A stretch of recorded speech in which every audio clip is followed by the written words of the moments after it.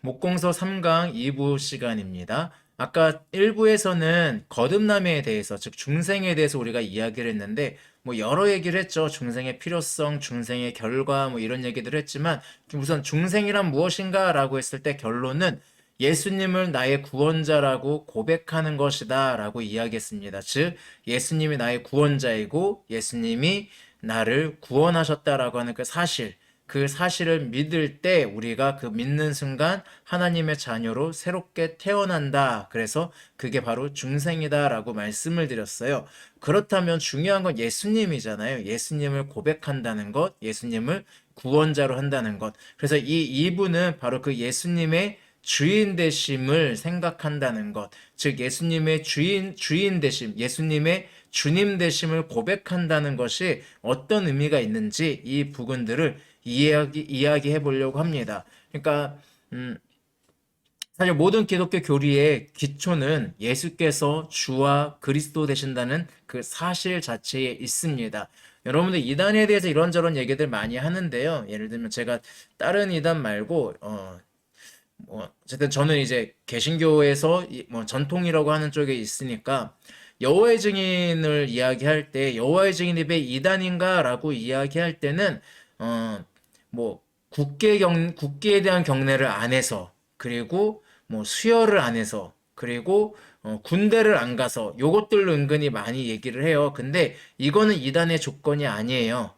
정통이라고 하는 곳에서, 메노나이트라고 하는 그런 곳에서도요 총을 들지 않기 때문에 군대 가지 않아요. 그러니까 우리나라에서 만약 메노나이트 쪽에 있는 분이 있다면 이분도 아마 징집 거부하고 아마 이제 감옥으로 가는 것을 선택을 할 거예요. 그러니까 이것 때문에 이단이 되는 건 아니에요.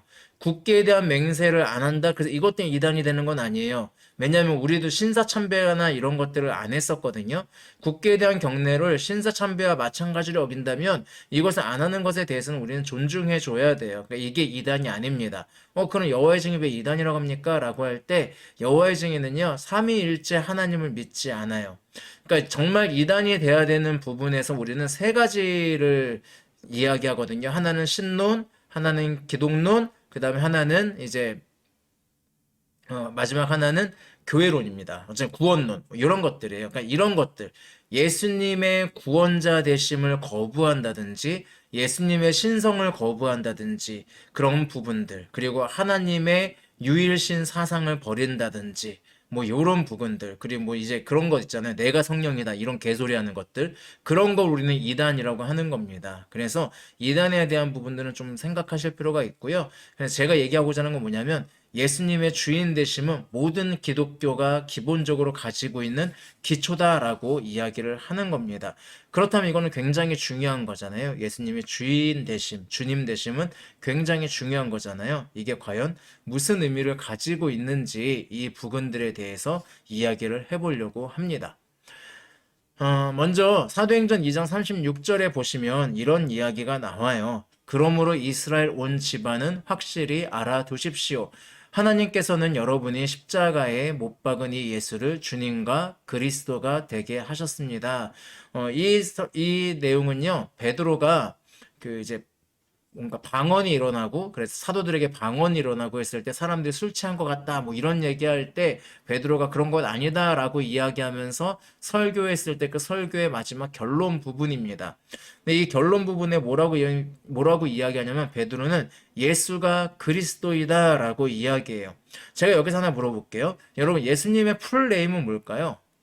저의 이름은 김성진이에요. 제가 좋아하는 농구 선수 중 옛날 농구 선수 중에 마이클이라고 하는 사람이 있어요. 그 사람의 풀네임은 마이클 조단이에요. 예수님의 풀네임은 무엇일까요? 알 수 없습니다. 대부분 사람들이 예수님의 풀네임이 예수 그리스도인 줄 아시는데, 그리스도는 이름이 아닙니다. 그리스도는 이름이 아니고 직함이에요. 직함. 그러니까 사람들이 저를 김성진 목사라고 부르거든요. 근데 김성진 목사라고 부를 때 이 목사는 이름이 아니라 저의 직함을 이야기하는 거거든요. 뭐 어느 회사에서 무슨 뭐 홍길동 과장님 그러면은 홍길동 과장님이 이름이 아니라 홍길동이 이름이고 과장은 바로 직함이잖아요. 그것처럼 그리스도는 구주, 메시아 이런 뜻을 가지고 있는 직함이에요. 그러니까 예수님이 나의 메시아시다. 예수님이 나의 구원자시다. 예수님이 나의 그리스도이시다라고 하는 그 고백에 담겨 있는 겁니다. 그래서 이것을 강조하지 않으면 기독교가 아닙니다. 침례교회만이 아니라 이것을 모든 기독교는 강조하고 있습니다. 심지어는 이단도 이거는 강조하더라고요. 예, 그래놓고 이제 성령님의 이제 이상한 인간들을 껴넣어서 그렇지.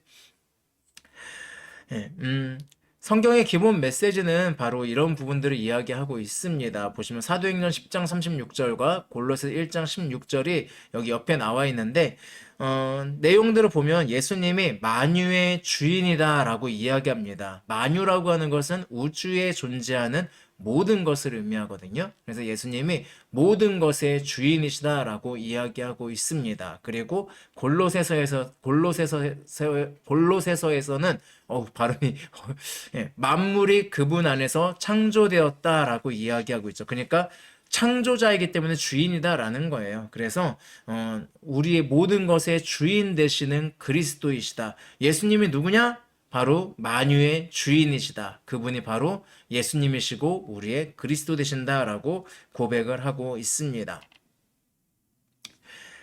그리고 이제 골로새서 1장 14절과 18절에 보시면 좀 길게 나와 있는데요. 옆에 보시면은 이렇게 나와 있어요. 우리는 그 아들 안에 구속, 예, 지금 빨간 글씨로 되어 있는 거 있죠? 그게 이제 강조되는 부분들이에요. 골로새 1장 14절과 18절에서 나오는 내용 중에 굉장히 중요한 단어들이 나옵니다. 그래서 먼저 구속, 이것은 속량이라고 하거든요. 개역개정의 속량이라고 해요. 그러니까 우리를 구원하셨다. 예, 그리고 그러니까 이제 일종의 돈 주고 사셨다 뭐 이런 의미도 가질 수 있고요. 어쨌든 우리를 구원하셨다. 그리고 세상이 그분을 통해서 그리고 그분을 위해서 예수님을 위해서 창조되었다라고 이야기를 하고 있습니다. 그리고 14절과 18절 마지막 부분에 보면 만물은 그분 안에 존속한다라고 이야기하고 있어요. 그러니까 함께 서 있다라고 이야기하는 겁니다. 그러니까 교회는 무슨 고백을 한 거냐면 우리를 구원하시는 주님, 창조하신 주님, 섭리의 주님, 그리고 교회의 주인이다라고 하는 그 고백을 가지고 있습니다. 예수님이 어떤 의미에서 주님인가라고 말할 때 이 네 가지를 강조합니다. 우리의 주님, 우리 구속하셨다, 섭리, 그리고 교회, 이런 고백들, 이런 것들을 중요시하고 있다는 것 기억하시면 될 것 같습니다. 기억하시면 될 것 같습니다. 죄송합니다. 그리고 빌립보서 2장 6절 11절에 보시면 이제 예수님에 대해서 이렇게 이야기하고 있어요. 하나님의 모습을 지니셨으나 라고 이야기하고 하나님과 동등함을 당연하게 생각하지 않으시고 오히려 자기를 비워 종의 모습을 가지셨다라고 이야기합니다.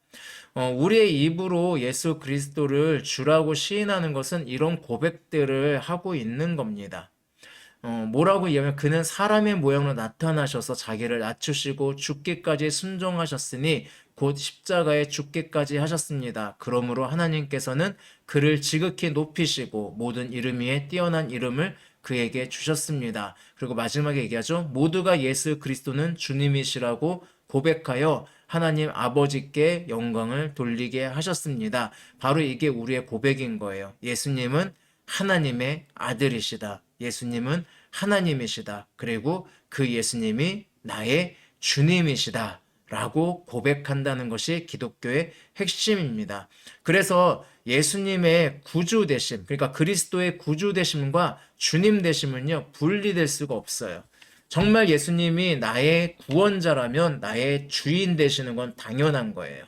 예수님이 정말 나를 구원하셨다면 그분이 나의 주님 되는 것은 그냥 동시에 일어나는 사건이에요. 그래서 예수님을 주라고 믿는다라고 내가 그냥 단순히 예수님은 구세주야 라고 말하는 것은 의미가 없어요. 왜냐하면 그거는 믿지 않는 사람들도 그렇게 얘기했어요. 그래, 네가 믿는 예수님이 세상을 구원하는 구원자야 라고 얘기해 줄 수는 있어요. 하지만 뭐예요? 나의 주님이 아닌 거잖아요. 그러니까 나의 주님이 아니니까 어떻게 될까요? 삶도 나와 다르게 나가요. 그럼 왜? 거듭나지 않았으니까. 그럼 우리의 삶의 주님이 되셔야 돼요. 내가 정말 거듭났다면 예수님 이미 내 삶의 주인이 되어 있다라는 겁니다. 그래서 예수 그리스도는 우리 삶의 주인 되십니다. 바로 그 부분들 여러분들께 묻고 싶습니다. 여러분 삶에 예수님이 주인 되어 계신가요?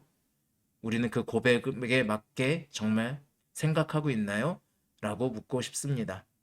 음.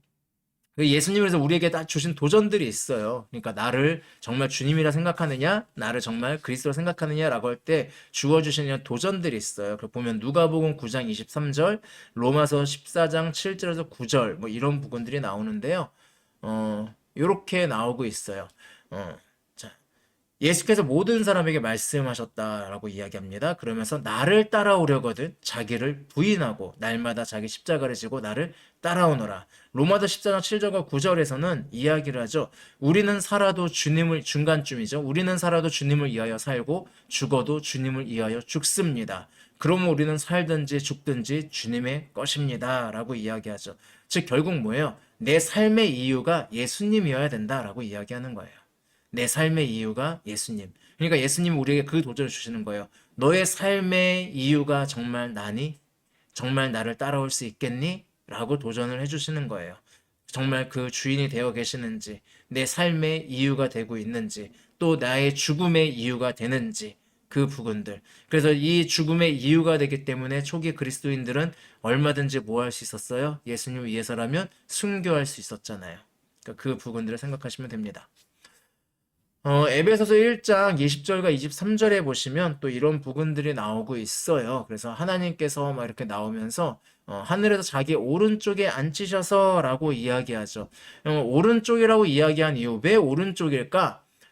저 오른손잡이라서 저는 오른손에도 힘이 세거든요. 그런 것처럼 사람들은 하나님이 오른손잡이라고 생각했나 봐요. 그래서 하나님이 오른손에 권능과 힘이 있다라고 봤어요. 그래서 강력한 힘을 상징해요. 그래서 예수님이 우편에 앉았다는 거, 오른쪽에 앉았다는 것은 강력한 힘, 하나님의 강력한 힘을 가지고 있음을 의미하는 거고요. 이 세상을 다스리는 권세가 있음을 의미하는 거예요. 근데 그런 예수님이 교회의 머리가 되어 주신대요. 그리고 그 교회를 통해서 만물을 다스리고 나는 그 교회에 대한 일원이 되었기 때문에 그 안에서 역시 나도 다스림을 받고 있다라고 성경은 이야기하고 있습니다. 그래서 우리는 머리 대신 예수님을 주로 삼고 순종하는 삶, 그런 삶을 살아야 된다라고 얘기하고 있습니다.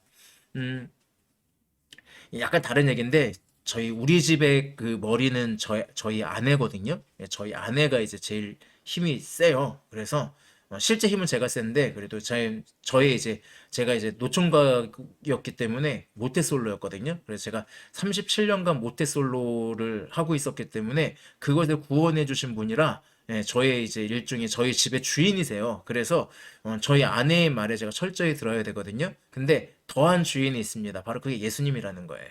예, 그래서 저는 사실 아내를 위해서 살고요. 아내를 위해서 죽을 수 있습니다. 지금은. 예, 나중에 뭐 어떻게 될지 모르겠지만 앞으로도 그럴 거라 생각은 합니다만. 그래서 그런 것처럼 예, 우리의 삶의 이유, 죽음의 이유가 예수님이 되어야 된다라고 예수님은 우리에게 도전을 주세요. 근데 우리가 거듭났다면, 우리가 정말 주님이라 고백한다면 우리는 그런 삶을 자연스럽게 살아가게 될 것입니다. 어, 누가복음 6장 46절에서 49절에 보시면 또 그런 얘기하죠. 예수님이 나한테 주님 주님 하면서 왜 말하는 거 행하지 않느냐라고. 나를 믿는다라고 이야기하면서 왜 하지 않느냐라고 하면서 이제 그 집 짓는 문제나 이런 것들을 이야기해요. 그러니까 결국 이 얘기는 말만 하는 신앙이 아니라 행함으로 사는 신앙인이 되어야 된다라고 이야기하는 겁니다. 좀 더 대놓고 이야기하면 교회라는 건물 안에 갇혀 있는 신앙이 아니라요. 사업이든지 가정이든지 직장이든지 자녀와의 관계 혹은 결혼이든 모든 부분에서 예수님의 말씀대로 살아가야 된다라는 겁니다. 교회에선 너무나도 대단한 사람이에요. 교회 안에선 헌신하고 대단한 사람이에요. 이만한 사람이 없어요. 대한민국에서 이만한 인물을 본 적이 없어요. 근데 동네에만 가면 싸움닭이 되어 있어요. 집에 가면 자녀를 학대하고 있어요. 이것에 대해서 예수님이 기뻐하지 않으신다는 거예요. 왜 너는 말로는 주님 주님 하면서 교회에선 주님 주님 하면서 왜 여기선 이러고 있느냐라고 하는 거예요. 아주 옛날 영화 중에 투캅스라고 하는 영화가 있어요. 그 투캅스라고 하는 영화에서 안성기 씨가 부패 경찰로 나와요. 그래서 여기저기 뇌물을 되게 많이 받은 사람이거든요. 근데 그분이 교회에 다녀요. 그래서 그 박중훈 씨가 이제 좀 그때 처음에 이제 굉장히 정직한 경찰 신입이었거든요. 근데 이제 선배의 그런 모습을 보면서 굉장히 실망을 하죠. 근데 어느 날 교회를 갔더니 이 안성기 씨가 막 기도를 하는데 막 울면서 뭐 근데 보면 이제 남의 것을 착복한 자, 그래서 착복하는 사람이요. 남의 것을 착복하고도 막 하면은 막 울면서 막 아멘, 아멘 막 이래요. 정말 안성기 연기를 너무 잘하세요. 막 아멘 하는데 정말 막 회개하는 말 아멘 하세요. 그리고 난 다음에 경찰한테는 다시 착복하고 다닌다니까요. 그러니까 이런 삶을 살아가는 것, 이게 과연 주님 되심이냐라는 거죠. 그러니까 예수님은 거기에 대해서 지금 도전을 주시는 거예요. 내가 말하는 거 행하지 않는 거 그거 아니야. 네가 있는 삶의 전 영역에서 내가 주님이 됐다면 나의 말대로 행해야 돼. 라고 말씀하신다는 거죠. 고린도전서 6장 19절과 20절에서는 이제 바울이 이제 고린도 교회에게 이렇게 이야기합니다.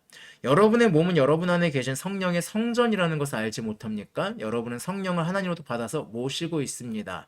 여러분은 여러분 자신의 것이 아닙니다. 여러분은 하나님께서 값을 치르고 사들인 사람입니다.